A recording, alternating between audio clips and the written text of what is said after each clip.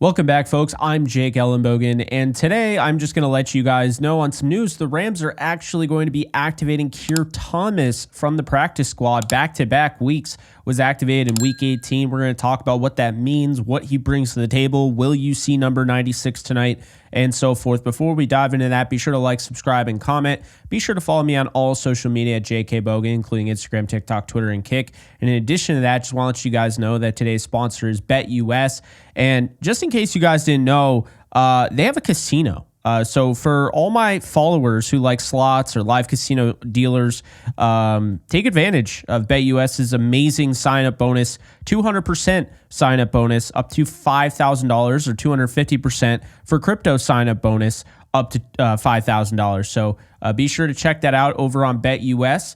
And so anyway, let's get into it. So Keir Thomas, who's been around the Rams for quite a while now, it seems like, a former UDFA out of Florida State, has bounced around the roster, practice squad, all of that. Well, he played 39 snaps last week for the Rams against Seattle, and I thought he looked pretty damn good. There was one instance where he didn't set the edge well, and Geno ran for about 15 yards and got the first down. But what you saw over the course of the game was that he corrected that mistake, and he looked really good at setting the edge and stopping the run. And what I mean by setting the edge, and the reason why I call them edge defenders, and I'll always preach this, guys, the reason why I call them edge defenders over edge rushers is because rushers is basically signifying the fact that all they do is rush the passer, whereas an edge defender really explains it and really sets the tone for what the actual role is. And the role of an edge defender is to rush the passer, but also to stop the run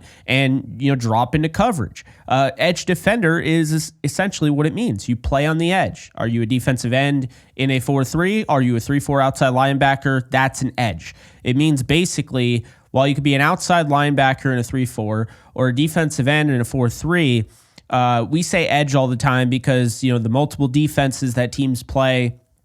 And of course, we do this all the time from college, right? When you talk about the NFL draft, you don't say, outside linebacker, defensive end. You say edge defender, although a lot of people tend to say edge rusher. So Keir Thomas played 21 of his snaps defending the run, 15 pass rushing, and he dropped into coverage 3 times. He had a pressure, as you can see in the the little thumbnail there. He got to Geno Smith, hit him there.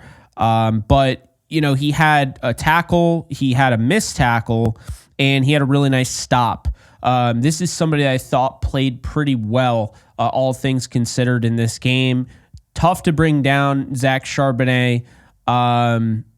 So look, what is Keir Thomas bringing to the table? Why is he being promoted? Well, Nick Hampton's out for the year. Brennan Jackson has played very limited snaps, although he played a lot more in that game, 27 to be exact.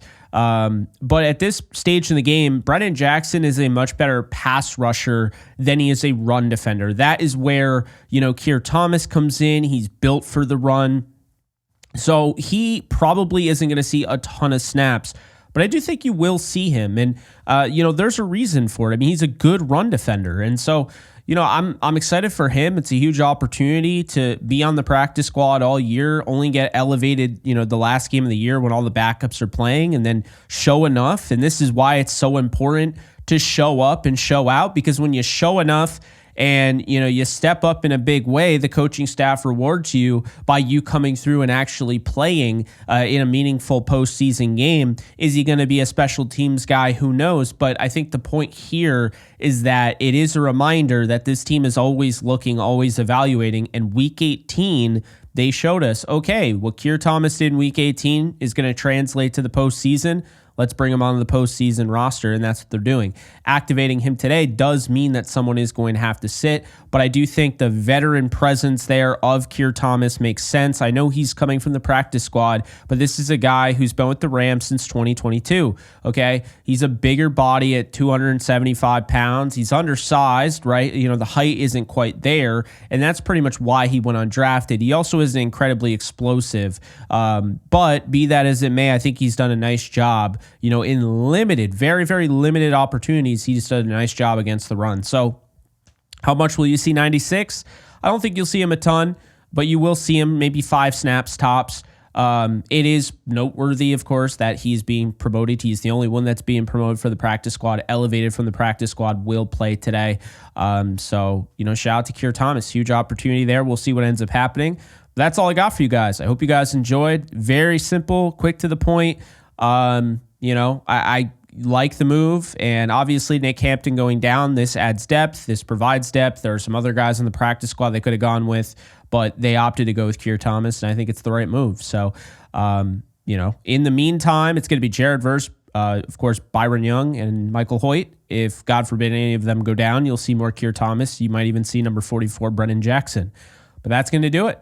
I hope you guys enjoyed. Be sure to check out me on all social media at JK Bogan. Check out today's sponsor, BetUS, and their casino games. And be sure, if you haven't already, to check out the fundraiser that we have. It's the last licks. We are going to be packing this thing up and sending it out to all the charities.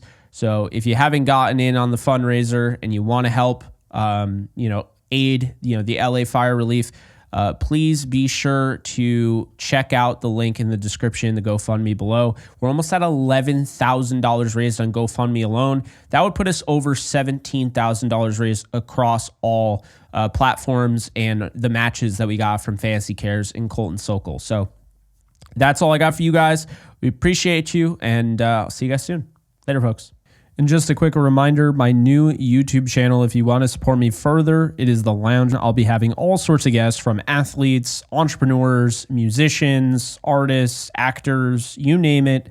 I am going to bring them on. So I'm looking forward to this show. It's going to get off the ground very shortly. We're over 500 subscribers, so it'd be really awesome to get to 1,000 before we even drop our first video, which will be soon. That's asking a lot. But if you haven't already, be sure to hit the subscribe button. And can't wait to see you guys there. In case you guys haven't noticed, I do have a Discord channel for my community on this channel. And if you want to be a part of it, it is free. The link is in the description below. You can sign up. This is basically a 24/7 Rams channel, and we are almost at 1,100 members. So if you want to be a part of it, just hit the link in the description below.